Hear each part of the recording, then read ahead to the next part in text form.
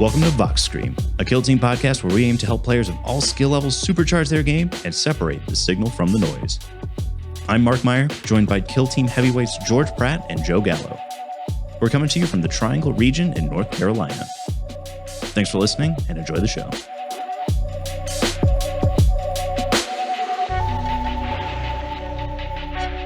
Yo, what's up, guys? So, Hey, what's going on, Kill Team crew? You know, a lot of stuff's going on in the bigger scene, and then even around here, lots going on. We've got lots of tournament stuff to talk about. More so locally, I would say. I want to give a shout out to my tournament at the end of the podcast. But first, I think we would be remiss to not at least briefly talk about the results of the New York Open, like probably the biggest tournament since the start of the new edition. Yeah, congratulations to our two locals, Mr. Stefan and Drew, who I'm going to brag on Drew a little bit because I taught him how to play the game and I taught him everything I knew, who was 4 places away from winning a golden ticket, which would have been amazing. Our friend Drew was on Phobos, and Stefan, I don't recall what team he was on. he was playing Corsairs. He was on Corsairs. Elf meta pick. Ah, yes. The dreaded elf meta we've all been talking about.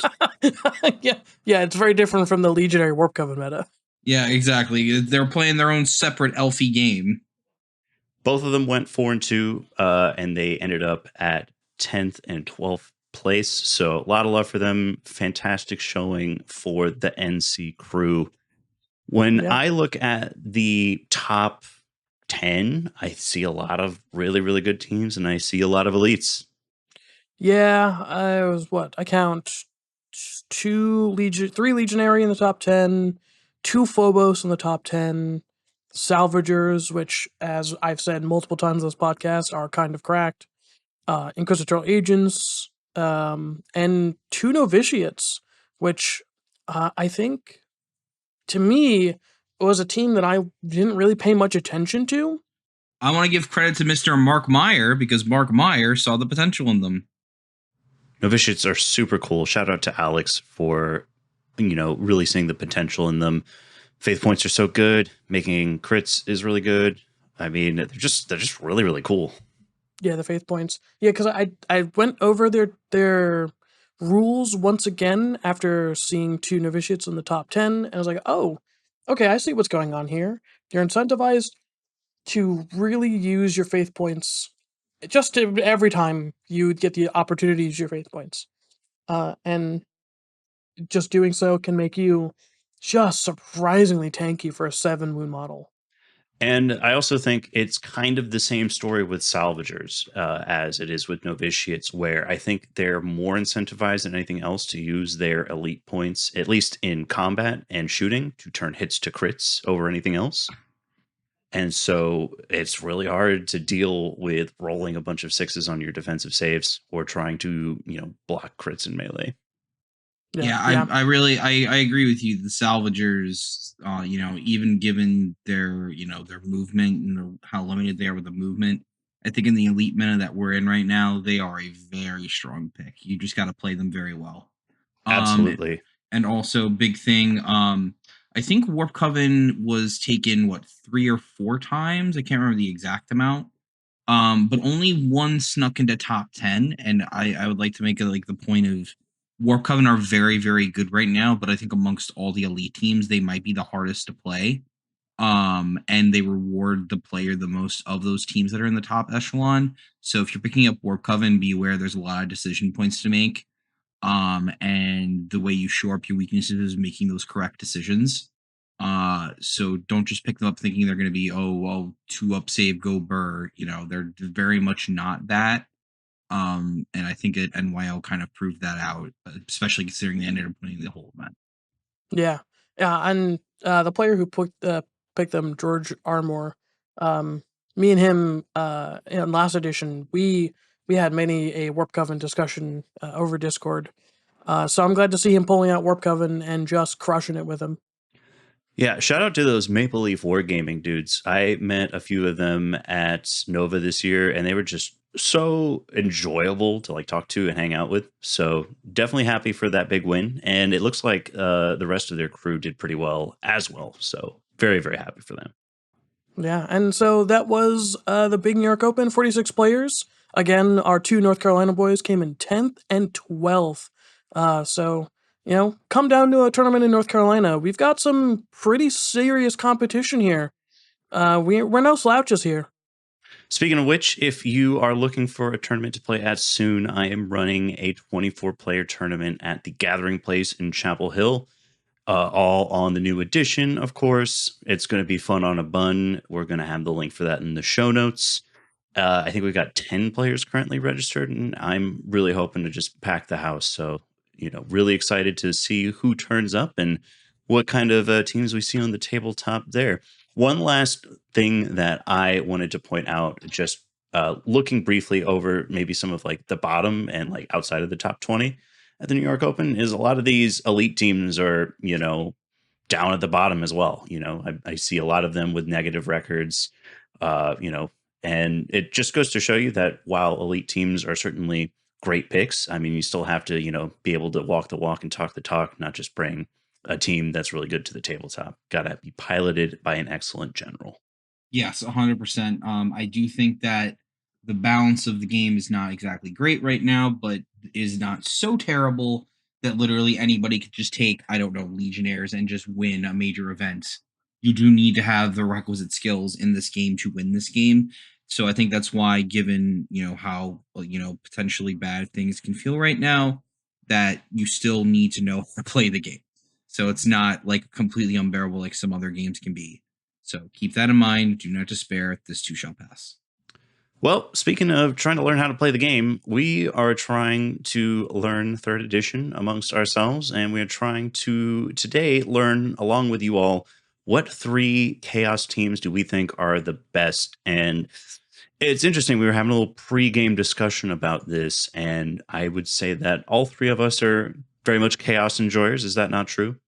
Yeah, I the death of the false emperor, he was mean to all the chaos primarchs and deserves to die for it.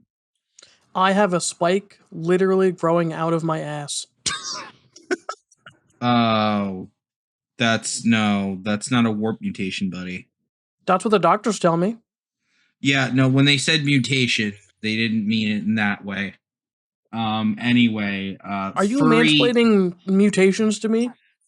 furry transformations aside, Oh man. Okay. So yeah, spikes and buttholes aside, we've got uh, very few chaos teams, and I think that part of that is just the way that chaos teams have kind of been lumped into other sorts of things. Like, we're going to talk about legionaries in probably our next episode when we talk about the elite teams. Also worth pointing out, we'll probably talk about one team today that should probably be mentioned more in like the Marines elites breakdown episode that's coming up. But we decided to break these super factions down the same way that GW did in their faction teasers. So the 5 teams being considered today: Gellerpox, Chaos Cult, Blooded, Felgor, Warpcoven. What team out of those do you think is the best? Warpcoven, next question.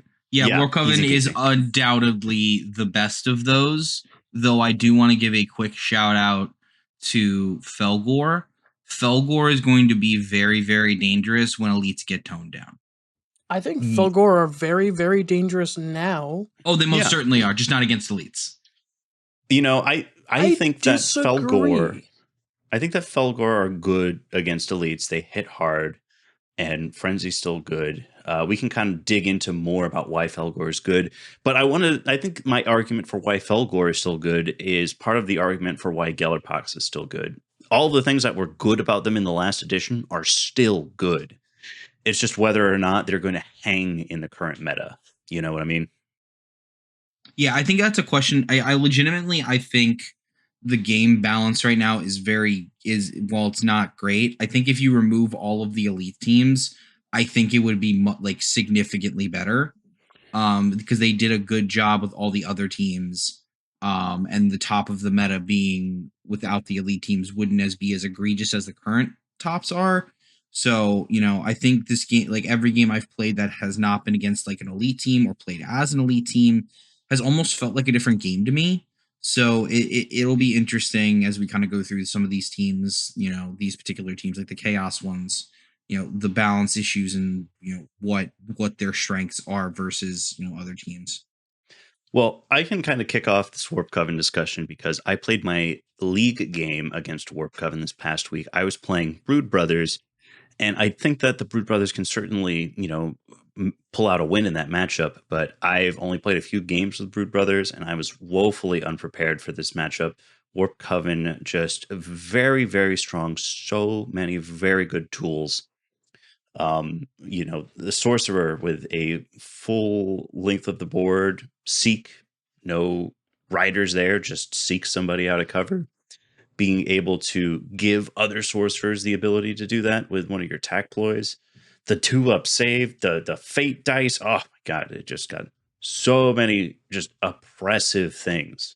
Yeah, they are. And I think it is actually kind of fair to not classify them as elite because they are distinct from elites in that they can flex into basically being a mid-range team with elite characteristics. Hell, they can flex into being a horde team with 11 bodies. Yeah, which you'll never do, but you could do it theoretically. Well, okay, so here's the thing. That's actually not correct because I do think taking majority Zangors into Inquisition might be the way to deal with that matchup. Or else. But, well, and no, elves, they're plenty fun at killing elves. They don't, particularly, I'm just worried about, since their psychic weapons just get shut off with sisters running around, you probably want more Zangors and rubrics than you do, psychic guys. You don't think you would just, instead of going like all Zangors like that, you would go one sorcerer, a lot of rubrics, and then 2 Zangors? No, because here's the thing: Zangors are good at killing 7 wound models. That's the thing. They're good at 7 and 8 wound models, and the entire team has 7 8 wounds. Yeah, absolutely. No, well, bear in mind they're 9 wounds and 10 wounds. No, not Zangors. Inquisition. Oh, sure. Yeah. Okay, yeah. Zangors are great at killing everything Inquisition has. Yes, and not to mention their warriors are kind of insane now. The fact that with relic hunters, if you set it up you're just basically getting a pseudo APL3 warrior who is actually not exactly terrible in melee if you set things up right. I'll also point out too, the banner carrier reducing -1 damage is insane. It effectively adds a wound onto each of the models, which makes them 10 and 11. The champion basically gets the Crimson Duelist ability without having to spend the APL and can just fight 2 things. And is really good at doing that. So, this team is just their flexibility is their strength. Also, side point, their ploys that got renamed are so fucking cool. Fate is my weapon is such an awesome name for a ploy. It's pretty metal, absolutely. Yeah. And I think when the GW designed this team, there were some true Thousand Sons lovers because this team got a lot of love in the lore writing for it as well. And I'm actually really happy that they're kind of getting their time in the sun before they get yassified or whatever the hell we're calling it. They're just strong. They can flex into melee, though they do have a particular melee weakness. If you're running heavy into rubrics, their shooting has just been tuned to insanity.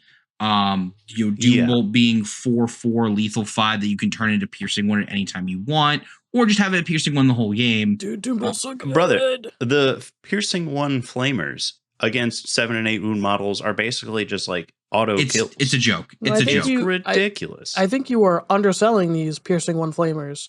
They are piercing 1 flamers that do 4/4 damage instead of 3/3. It's insane. So strong. Yeah, here's the thing. People, we were talking, I don't know if we addressed it on the podcast yet, but we've been kind of within the community talking about, what's the thing that makes elites tick? And the piercing 1 ploy that the Warpcoven and Legionnaire have is going to be the big solve for them. I'm going to be honest, there's so many things on Warpcoven that probably need to be changed. It's a little baffling. There are a lot of different things, and the thing that I really noticed in my game against Warpcoven is they have so many strong defensive tools, and they just stack on top of each other, right? The saving on 2s with the rubrics, wouldn't be the end of the world if you weren't also changing a crit to a 1 with your fate dice. And then all is dusting a hit out, those sorts of things. Just absolutely annihilating just, 4 hits worth of damage into, nothing. Yeah, I mean, the rubrics being a 2-up save, I don't know what the designers were smoking when they thought that was a good idea. Like, to not only that, the fact they have defensive buffs you can give them on top of that make them nigh unkillable in shooting, and God help you if you're a shooting horde. Well, I'm not going to worry about it too much because I'm excited for Plague Marines. So obviously, them being the nerdly dudes, they'll also have a 2-up save, right? Yeah. Right? All right. Yeah, I mean, there's a bit of copium there. Pray Yeah. somebody likes Some hopium. Mortarion on the design staff is all I'm gonna say. Yeah, I think the 2-up save would have been fine if they were still 4-inch move. Yeah, exactly. But that's the thing is 5. It doesn't seem like that big of a difference, but it really is. As any dwarf player will tell you, that extra inch of movement is all the difference maker in the world. One more quick point before we get into the big question about these guys is I think that the loadout that at least our, local Warpcoven guru Scott has been going for is, 3 sorcerers, 2 rubrics, and 2 Zangors, giving you 7 operatives, which is a very, very strong breakpoint in the kill grade because you have to kill 3 operatives to get your second kill grade. Which is and no one's addressing that aspect of it, but if you watched Mr. Armor during the New York Open, that came up so many times during his games of them having weird kill op stuff. Yeah, because you're going to dumpster those 2 Zangors, but then killing literally anything else is going to be such a slog. And that's the thing. Those Zangors are doing they're not going to not do anything. They're either going to be scoring points and taking you out of the game that way, or they're going to go get aggressive and kill some of your more important pieces. Yeah, they're going to die, but it doesn't matter because they've either softened you up for the killing blow, or they've done so much in terms of point scoring you can't catch up. And the sorcerers and rubrics are so defensive. It's because they have recon and security, right? Yep. Yeah, and those are the 2 best decks in the game. It's recon and security is such a strong combination. Well, let me ask you this, because this is kind of, I think, the more interesting part of this conversation. I think anybody who is tuned into Kill Team knows that Warpcoven is strong and they know why they're strong. What is the critical thing that needs to change to bring them in line to not only other elites, but sort of where we think they should be just overall? Yeah, so I liked what George, I think you suggested this, or I don't know if you've heard it somewhere, but the piercing ploy, making it piercing crits, and making sure that it doesn't reduce AP2 guns. I think I came up with that on Discord during a conversation. It just came to me in a flash. I was like, just reducing all piercing by 1 is so incredibly strong a defensive tool to your literally 1 weakness to a shooting team. It's too good. It's too good. But if you make all piercing to piercing crits, yes, you're still reducing the effectiveness of that weapon, but you're also not removing the ability for shooting hordes or shooting teams to fight you. Yeah. And I was looking at the rules because I was doing this hobby rescue for this Warpcoven team, and I think I'm going to be drinking deep of Zeech's boons here soon. I think their flexibility is so crucial. I really think that boons should be like the chapter tactics. You should not have that flexibility. Just sit at any table and just take the most optimal picks. So it should say if you're going into a tournament, you have to pick your 3 boons for your 3 sorcerers, and that's it. I disagree with that. I think picking the boons is part of the fun of playing Warpcoven. I don't care, and I don't want to see it's that too good.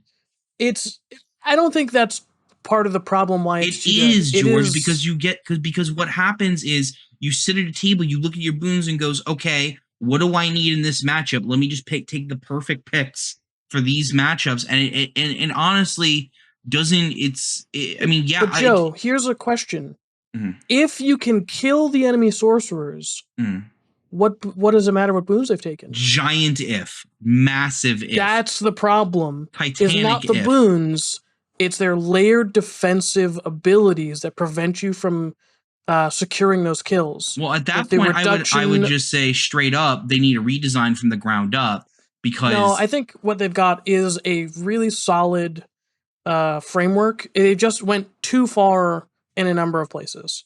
I think that some clarity needs to be brought to line about things like the temporal flux token, this idea of being able to sort of use it to sort of warp on and off of, second floor vantage.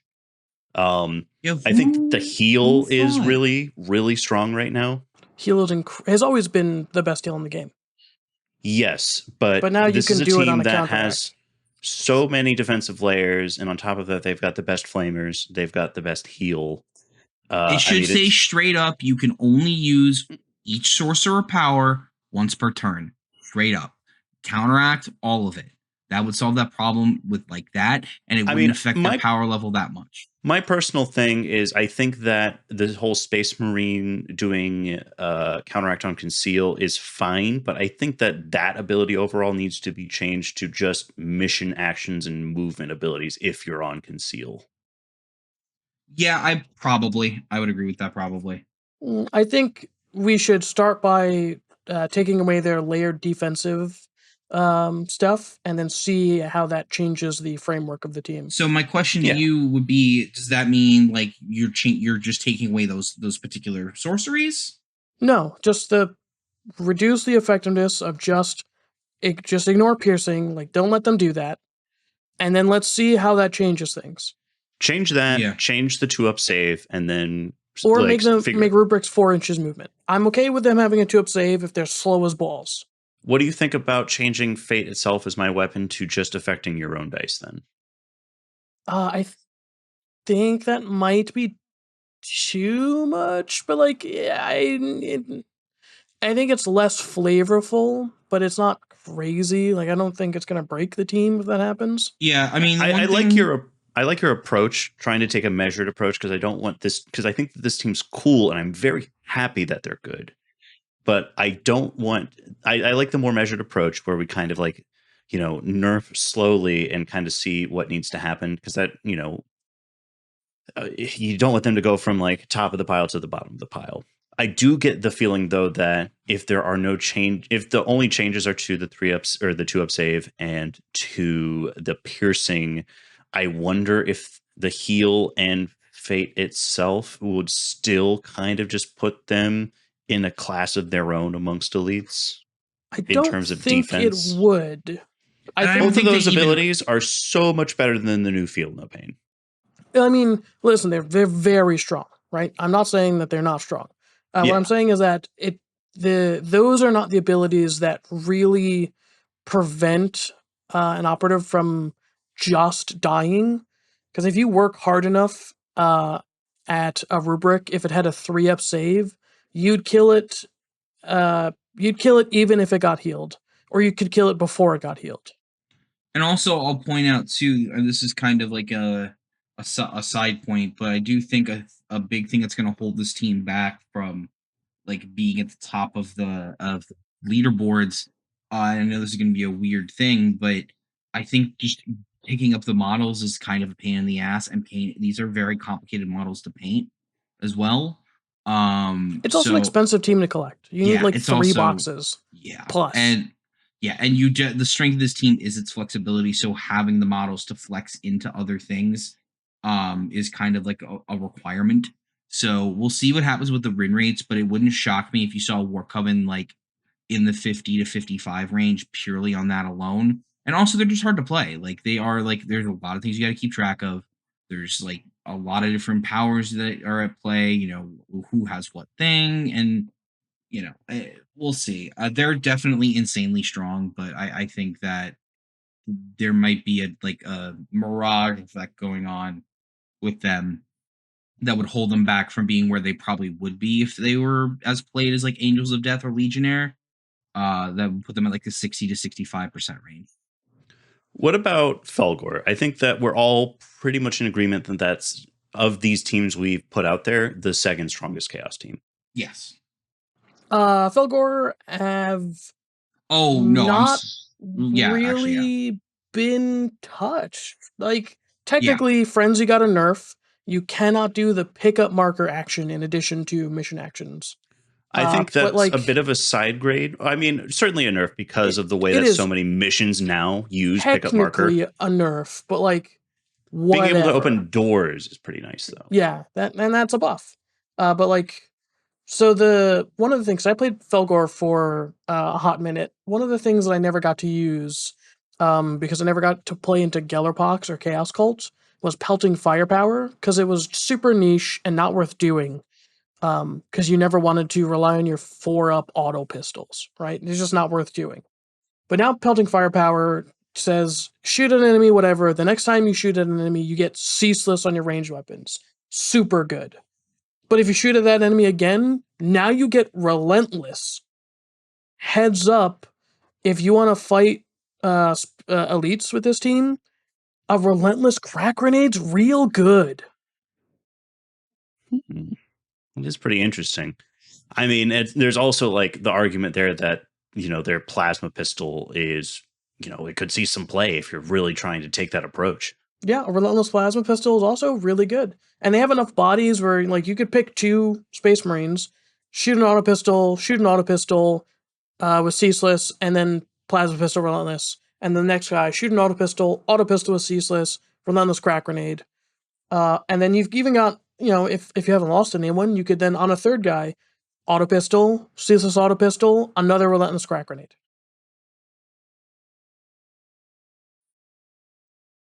I think they also like again just everything that was good about them before is still good. Super conceal Still via the shaman still really strong. The shaman looks like it's got full board seek now, which is not nothing. Yeah, and then the Flux Spray and the Vandal still get to keep their mortal wounds, which is huge into fighting elites.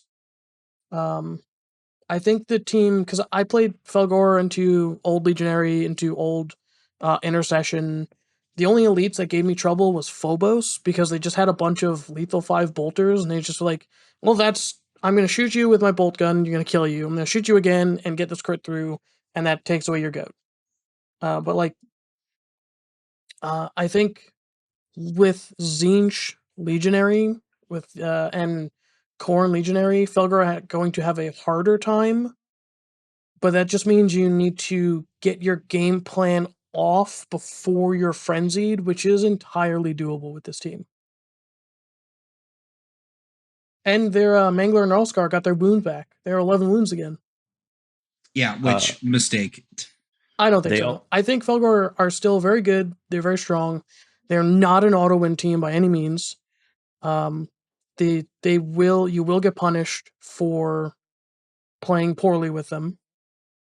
Frenzy is not going to save you on that. This is a team that actually can probably play Seek and Destroy pretty well, and they also have access to Recon. So I think that they have a lot of ways that they can rack up the points. Yep, because you can pick up a confirmed kill token while with a frenzied model, which is nice. Any parting thoughts on the Felgor Ravagers? No, but just keep an eye on them. They will surprise you if you're not ready. Yeah. Were there any Ravagers at New York Open? Ooh, I don't know. Good question. I don't. I quickly scanned through them and I didn't see any Ravagers.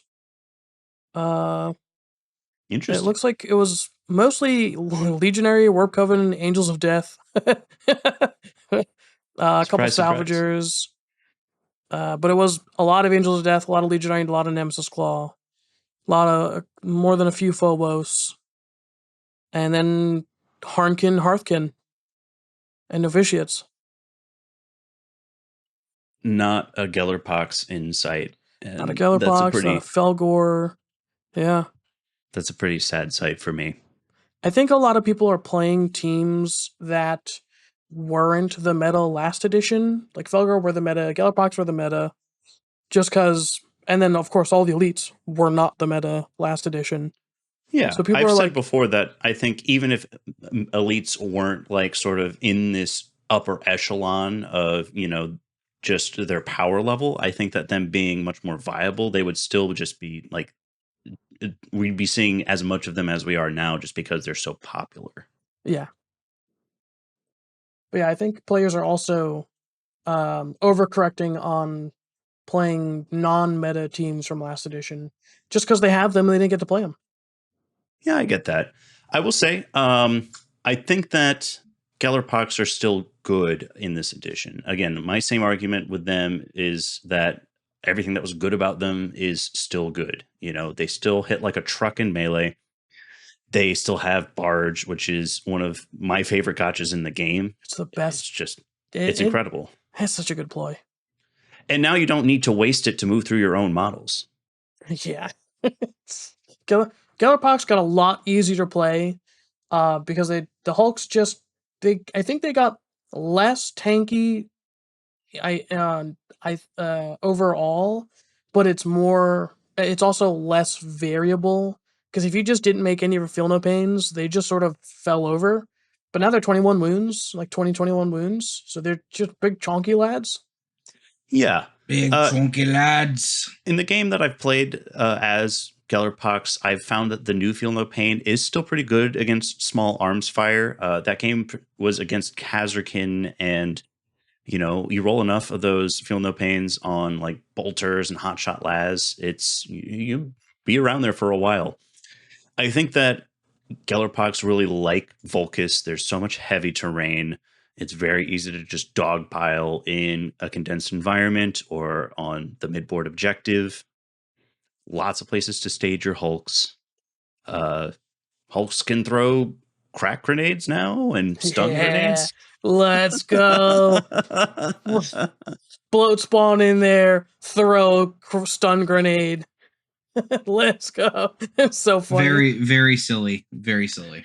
Chain hooks have been kind of buffed overall, and I'm really happy to see that the bloat spawn still has its chain hook to where it eats the action points if you fail to fall back.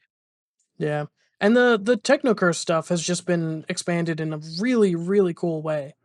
Yeah, I like it because in a game against, let's say a Felgor, for example, you might not get as much play out of Barrel Warp, but now you have options, right? Instead of taking Barrel Warp, you can take, oh gosh, what is this spicy meatball up here? Screaming Rust Spikes, so if they just miss an attack dice in melee, they just take damage. Yeah, absolutely. Let's see. Because that's what Gellerpox needed into Felgor. More ways to bully them. Blessings of Infection is still good, although it's not as good. I think that their defensive ploy, although not like S tier against the mandrakes anymore, is better overall. That ended up being pretty big in my game, just being able to re-roll one of your defense dice when you're on engage as a Hulk. Yeah. And you're going to be on engage as a Hulk, after turn 1. Yeah, almost certainly. I think that their equipment's really good. It is kind of a bummer to me that you have to invest so much in their equipment to sort of get all of the benefits of your Technocurse. Like, I mean, if you're taking Barrel Warp, which I still think is the best choice in most matchups, you're going to take Plague Bellows. But Can you not change it?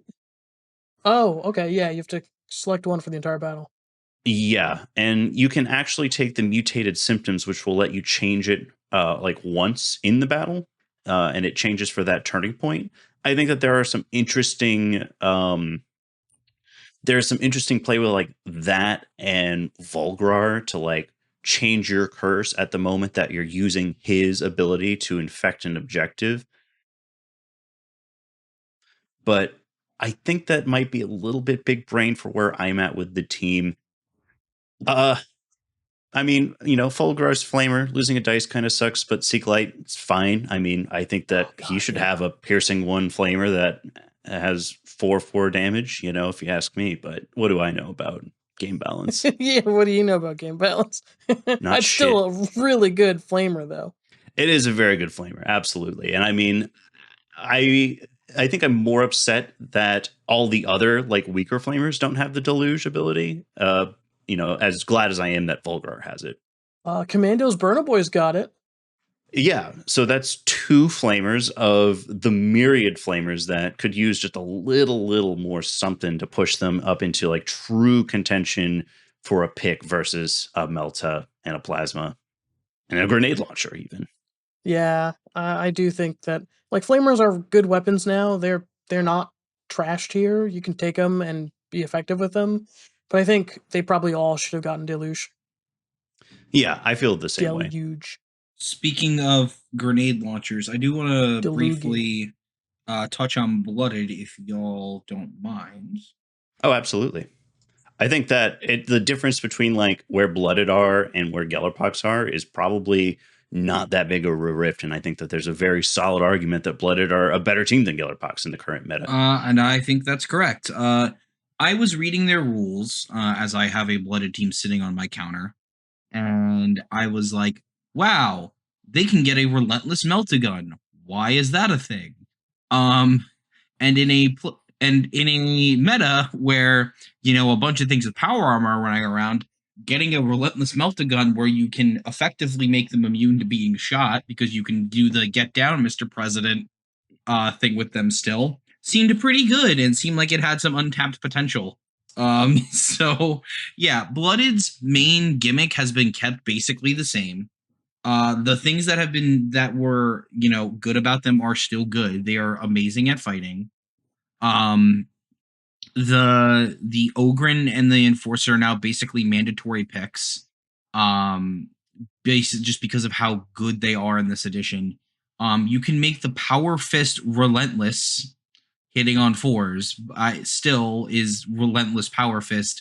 Once again, the guy is on 9 wounds, but is very, very good against things that have power armor. They can take the plasma gun, even their sniper. Their sniper doesn't have concealed position. It can just shoot, and it has this fun little ability where I believe you get relentless on one guy, and once again, in an elite meta, picking out one guy and you really want to kill that fucking guy, that's really, really good. So they're as the melee horde that they were, but they have more consistent access to dice rolls. They might be some of the most consistent shooting in the game just because of the amount of relentless and accurate they can get from blooded tokens, and they can take infiltrate, which is comedically easy for them to score because they're just getting in your face anyway. So keep an eye out for blooded, because I think good players really might start to realize, once again, relentless melt-a-gun that we can keep relatively protected, killing maybe 2 Marines a game, might be pretty good in a game where there's a bunch of power armor running around. Well, good players already knew Blooded were good last edition. Yes, they definitely were. But I think, obviously since we're, elites being at the top of the pile. Like you said, Blooded have basically become unchanged. So, if anything, they might have gotten a little buffed. So what was good is now great. I think that you could make the argument that they got a ton of really good buffs. I think that they've got much easier access to earlier blooded tokens. I think that all of their ploys just overall seem to be a lot better. The joke before was they only have one ploy and it's command reroll. Well, now I think they've got a lot of ploys that you can make a pretty good argument to actually use, right? Yeah, the Brimstone Grenadier is going to absolutely, shit on elites. Yeah, I mean, they have an equipment that just makes reward earned free. There's never not a reason to use it now. And it's just they're just a bunch of little guys that I like, and they're just really good at killing big guys with little guys. Yeah, Blooded real good. Also, the Trench Sweeper is now 9 wounds for some reason, which is hilarious. He's got a shield. Right, I know, but the fact that he just has 9 wounds is just it's a very funny breakpoint for him. It's a thick shield. So, lots of fun stuff with Chaos. I think we're all also really excited for our discussion next week about the Space Marines. Any final thoughts on just sort of these meta musings before we maybe talk a little bit about some league game action? No, other than Magnus did nothing wrong. Joe, did you play your League game this week? I think you I did. You were sure there on did. Tuesday when I was playing mine. I sure I've did. already kind of gone over mine. I'd love to hear about yours. Yeah, sure. I played Nemesis Claw into Salvagers. You played against David, didn't you? David, yeah, I played against David. And he is a very good player. He just came back, and it is actually kind of scary how good he is, and he just came back. But it was on Into the Dark, which is not the best for the dwarf boys. But I was pretty nervous into this matchup. Just because I knew what Mark did with them, and I knew David was of that level of skill, and it was a very cagey. I think everyone figured out that heavy barricades on that map was a pretty solid answer to not being able to just like run up the board because everyone has Seek Light nowadays. So me and him both did that. And I slowly advanced up the board and did what Nemesis Claw do best and sunk my claws into him. And some of those dice rolls went very poorly for me, but enough of them went well enough for me that I was able to score the points that I needed to and where. Though I will say his Knuckle Man killed my full health Ventriloquar because I couldn't roll a 3 to save my life. It's the one Chaos Legion that is not blessed by the Chaos Gods. But other than that, it was a very fun game. Nemesis Claw are very good. Salvagers are also very good. And it felt like a very even game and ended up being 15-9. But yeah, it felt like, pretty fair throughout, to be honest. So, just for context, the mission was Power Surge and the map was Into the Dark 1. My game, like I said, it was Warpcoven versus Brood Bros. I went for the Magus in this matchup, and George and we talked a little bit about how I think that the Patriarch probably would have been the better choice in this matchup. We both did kind of similar things where we used equipment to just sort of block off the flank doors on our respective sides of the map and ended up kind of dogpiling into the middle. But I think I just ended up trying too hard to kill stuff in inefficient ways. I didn't roll well enough on my psychic, blast with the Magus to put enough damage onto anybody with a consequential. But I am happy with playing defensive enough and being cognizant enough of like the Seek abilities to at least put myself in a position to get up the board and get into melee, throw some grenades and stuff. Yeah. Definitely excited to play more, and I really am liking the way that Into the Dark feels in this new edition. I mean, as much as I preferred sort of the more narrow corridors of old, I do really like being able to sort of change the game with equipment in a really meaningful way on these maps. Yeah, I like New Into the Dark a lot. George, you want to wrap us up with your League game? Yeah, so I played my League game against Alex. I did not play Into the Dark because I actually played what would be next week's League game this week, and this week's opponent I'm playing for next week's round. So I played Upload on the open map 5. We did Volca's Train. We tried our best to map that to one of the standard layouts.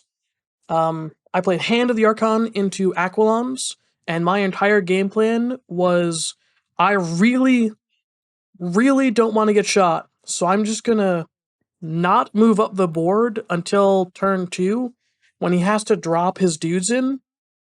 And then I moved up the board via charges, and I ended that game just shy of maxing out. I tabled my opponent, and I lost 4 elves doing it. Brag about it, why don't you? I kind of am. At one point, I had 5 elves that were all 3 APL on the board all at once. It was kind of insane. Yeah, Hand of the Archon's a very intoxicating drug, no pun intended. It But is. It was my favorite team last edition, and I think it's my favorite team this edition still. Well, I mean, you definitely have to worry about nerfs coming in incoming for them because nobody's talking about them. So, Yeah, I think they're a very, very solid pick, and you don't have to worry about too many crazy changes for them, to be honest. yeah. Hands real good. They're real fast. They're super flexible. You look at their gun and go 2-4 damage, whatever, but it's 2-4 lethal 5 with guaranteed crits from Darkness. Like, poof. Just I like, played a oh, casual game on Saturday, and it was Hearthkin versus Hand, and multiple time my opponent rolled 3 crits, which ended up becoming 4 crits. Yep, that's just what Hand does. It's just what they do. Did you roll any hits? It's all crits, actually. Oops, all crits. Actually, you didn't see me, so therefore. Yeah. Hell yeah. Well, so much to be excited for in Kill Team 2024. Man, this would be just an amazing time for Gellerpox buff. Ask me.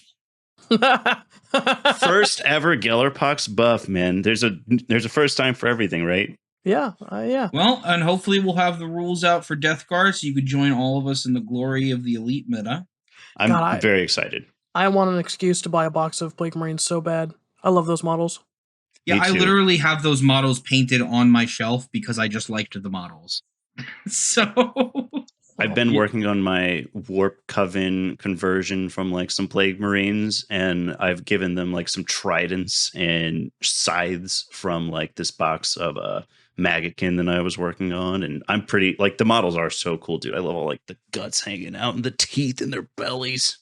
Yeah, all the so horns gross. sticking through shit. Oh, I love it. Yeah.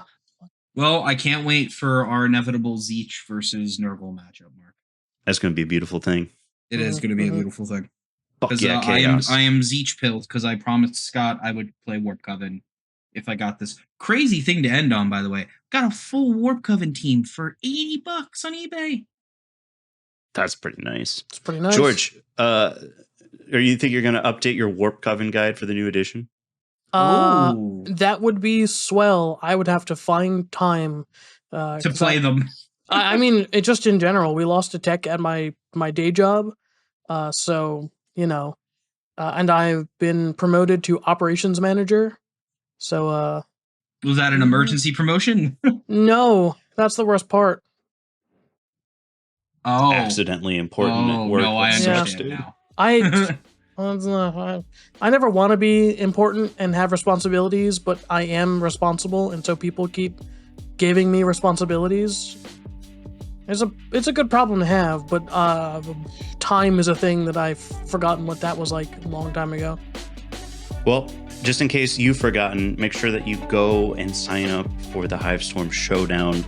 Link will be in the show notes. Come hang out and play some Kill Team. Yeah, let's go.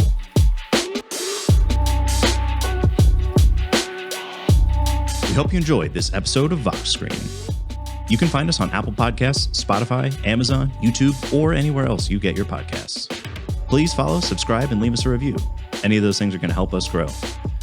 Thanks for listening, and we'll be back soon with another episode.